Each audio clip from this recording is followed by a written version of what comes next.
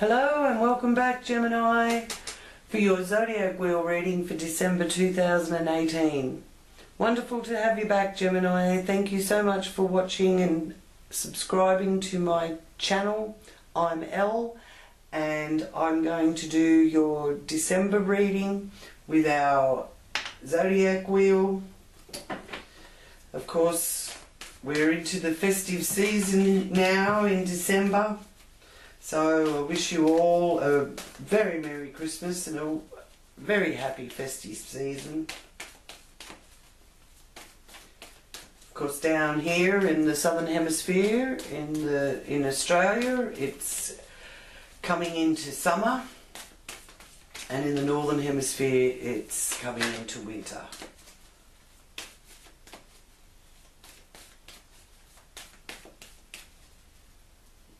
So, Gemini, I asked my guides and angels to guide me in the reading for Gemini, December 2018.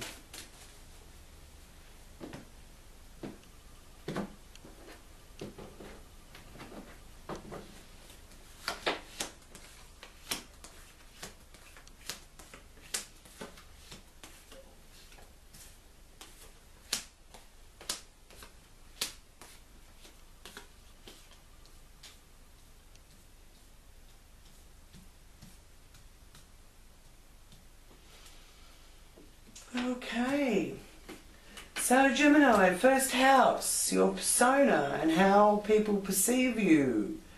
Oh, Gemini, feeling the love, Gemini. Page of Cups. If you feel like you have deserved some nurturing, Gemini, I feel you're going to get it. The Page of Cups is showing that you have a loving message to share with others and others have a loving message to share with you. Second house is your morals and values and how you actually make your money and generate your income. Now, this is showing here that there is a return. Something is returning to you or being returned to you. Now, whether or not that be respect or financial assistance or love, because it is a Five of Cups reversed, it's often the return of a loved one. So it could be the love that you are given is being received as well. So that's always a very nice energy. Third house is your communication. So you're being a little bit like the hermit. It shows that you're keeping things to yourself, basically. So yeah, you're not sort of sharing too much with others, and at the same time with the third house, it's probably a good time to reflect within and you know, follow your own guiding light type of energy that you are your best wise counsel sometimes, Gemini, if you would only listen to yourself. But aren't we all guilty of that? So the fourth house is showing, I feel that there is a little bit of soul searching going on there, and there's nothing wrong with that. I mean, people may look at this card being the Five of Pentacles as a bit, you know, left out in the cold and a bit destitute. But, you know, sometimes that isn't actually a bad thing if it's going to help you dig deep within yourself to really, you know, find the empathy and compassion that you need to learn through your own experiences, basically. So I do feel that I'm not being shown here that everything is going to be, you know, such a hard slog. I'm feeling more that, you know, because you've got the Hermit here with the communication, and this is the base of your reading and your inner world and your inner life. I'm feeling that you want to keep things a bit private and keep not be making a big drama out of something. You want to sort of, you know, keep it close so that you can guide it a bit yourself and have a bit of a hand in which way it goes. So see what comes up, and let me know what it is.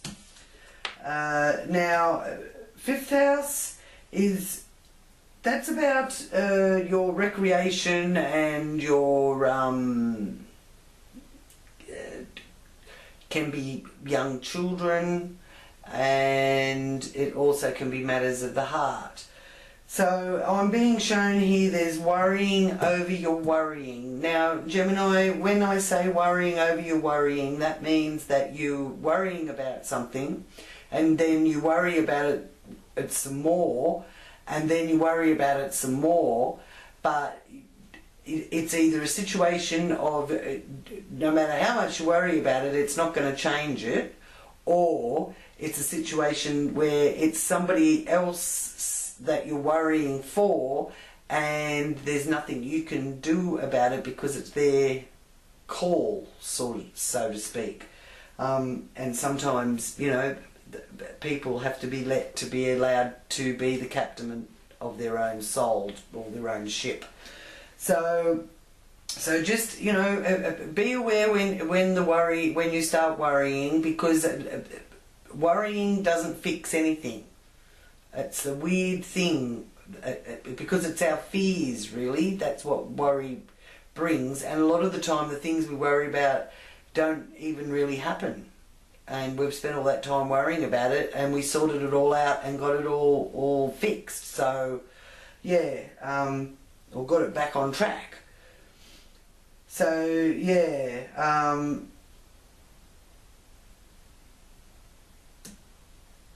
that's mainly all I'm being shown here with that. And I do feel that it's you worrying about somebody else, actually. So yeah, you know, again, come back into your inner wisdom and quieten the mind. Sixth house is showing some very positive energy, which is your health and your working, how, you know, what you do for a job, your skills and things like that. And they're coming under a lovely 10 of Cups influence.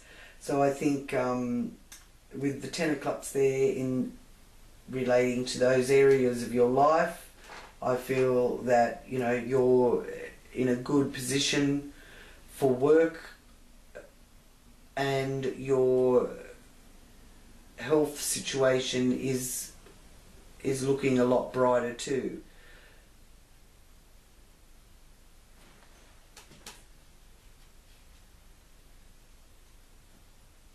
I'm just being told with the 10 of Cups to let yourself be looked after.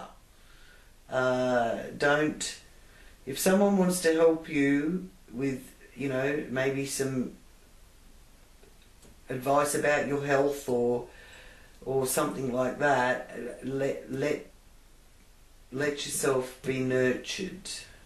Don't say, no, I'm all right, it'll be fine. You know, just let them help. If they think they can help, let them help. The seventh house is the Queen of Wands being shown there. The seventh house is partnership. So the energy that is connected to your partnership area of your life, whether it's business partnership or romantic partnership, is fire energy, so Aries, Leo, Sagittarius energy. Aries is coming through very strong, but now the Queen of Wands is someone who is very decisive. She is not only mentally but physically able to get things done, and it's showing that, you know, she is a energy that is capable. Yeah, so I just feel that on a relationship level, it is a very strong bond there that you have in your relationships, and it's capable of dealing with whatever comes its way. 8th house is showing me the moon. So the moon is things that are hidden. It's prophetic things being brought to light. It's a psychic card. It is also connecting the phases of the moon. Now, as you can see on the card, the dogs are barking at the moon. So, for some reason, they're saying to me that, you know, there's no use barking at the moon. So I don't know what it is that you've been trying to put in place, because the 8th house is the finance sector of the cards, really. That's money that comes to you from somewhere else. So maybe it's just a case of, you know, you need to lay down the foundations and do the hard yards through December. It's no use barking at the moon that you haven't got enough, when you can create it, even though it may not come as early as what you would like. There's that sort of energy being given to me. Now, 9th house is showing me here that there's connections with overseas and distant countries. There's higher education, and this has the energies of the 5 of Swords reversed, is the release of some stress and worry about all of that. Midheaven, known as the 10th house, is your career and outer world, and it's showing if you need more money, you can go get it. Don't go barking at the moon about money. You can earn it and bring it in. So there is something out there for you to increase your financial situation.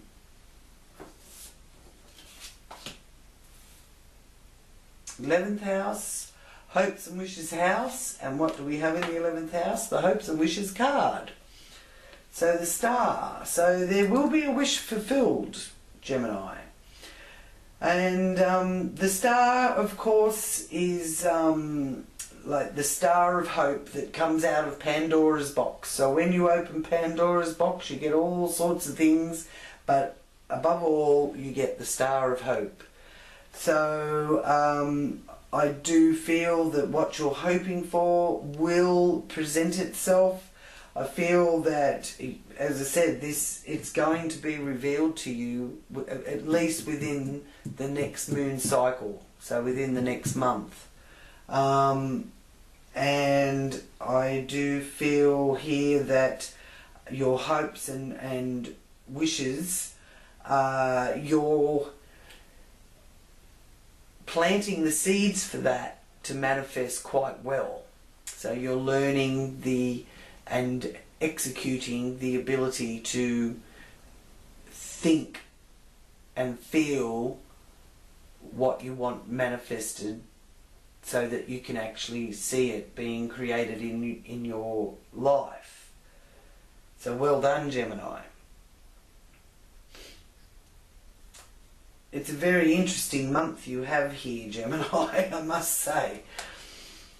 And the 12th house is the 10 of Wands. So even though you've got a lot of responsibility and you've got a lot of rods to carry on your back, you're every bit capable, and you're happy to do it, really.